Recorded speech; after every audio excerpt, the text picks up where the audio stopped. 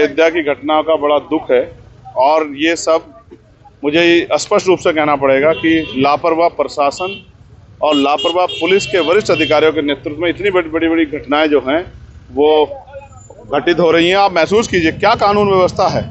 12 साल की बच्ची, 13 साल की बच्ची, 2.5 साल की बच्ची के साथ इतने जुल्म जाती हो रही है और अपराधी खुलेआम घूम रहे हैं।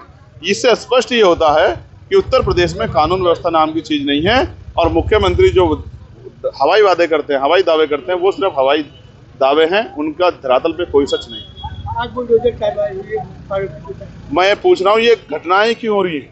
क्या उस बच्ची का सम्मान वापस लौटा सकते हैं मुख्यमंत्री? क्या सरकार के मंत्री लौटा सकते हैं तो मुझे बताएं, और नहीं लौटा सकते तो बताएं कि वो कुर्सी बैठे और फिर भी घटनाओं को अंजाम दें। आरोपियों में कोई डर नहीं है, खाकी का कोई जो है रसूख नहीं बचा है, तो इसका मतलब उत्तर प्रदेश में कानून व्यवस्था खत्म हो चुकी। तो ध्वस्त होती कानून व्यवस्था पे मुख्यमंत्री को सोचना होती थी, गरीब का ध्यान रखा जाता था, उनके महंगाई से लेकर जो समस्या उनके जीवन में होती थी उन पे काम होता था। सरकार जनता के लिए काम के नेता, अपनी पार्टी से जुड़े अधिकारी और चंद पूंजीपतियों के जवाबदेही सरकारें हो गई हैं।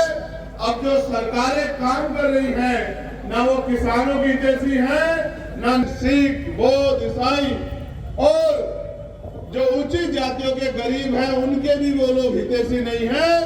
ऐसा लगता है क्लास बनाने का काम कर रहे हैं। जब हम सरकारों के फैसले देखते हैं, वो फैसले जो हमारे जीवन को प्रभावित करते हैं, तो ऐसा महसूस होता है कि सरकारें आज भी हमें इंसान नहीं मानती। अगर सरकारें हमें गैस के सिलेंडर के दाम कम हुए, बिजली के दाम कम हुए, खाद्य पदार्थों के दाम कम हुए, पेट्रोल डीजल के दाम कम हुए, क्या दिया? हेल्थ का बजट बढ़ाया, घटाया? हेल्थ का बजट। अब एजुकेशन को समझो, गरीब का बच्चा पढ़ ही नहीं पाएगा तो वो आगे कैसे बढ़ पाएगा, अपने परिवार को आगे कैसे बढ़ा पाएगा? क्या कोई मेहनत मजदूरी करने वाला आदमी, 200-400 रुपए कमाने वाला आदमी क्या एरोप्लेन में चलने का ख्वाब देख सकता है? क्या 200-400 रुपए की मजदूरी करने वाला आदमी है? आप मेहनत करने वाले लोगों के हाल देखो, मनरेगा में जो लोग। अयोध्या की घटना का बड़ा दुख है और ये सब मुझे स्पष्ट रूप से कहना पड़ेगा कि लापरवाह प्रशासन और लापरवाह पुलिस के वरिष्ठ अधिकारियों के नेतृत्व में इतनी बड़ी घटनाएं जो हैं वो घटित हो रही हैं। आप महसूस कीजिए क्या कानून व्यवस्था है। 12 साल की बच्ची, 13 साल की बच्ची, 2.5 साल की बच्ची के साथ इतने जुल्म जाती हो रही है और अपराधी खुलेआम घूम रहे हैं। इससे स्पष्ट ये होता है कि उत्तर प्रदेश में कानून व्यवस्था नाम की चीज़ नहीं है और मुख्यमंत्री जो हवाई वादे करते हैं, हवाई दावे करते हैं, वो सिर्फ हवाई दावे हैं, उनका धरातल पे कोई सच नहीं। मैं पूछ रहा हूँ ये घटनाएं क्यों हो रही हैं? क्या उस बच्ची का सम्मान वापस लौटा सकते हैं मुख्यमंत्री?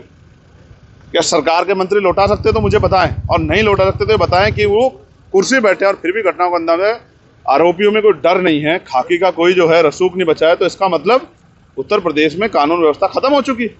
तो ध्वस्त होती कानून व्यवस्था पे मुख्यमंत्री को सोचना।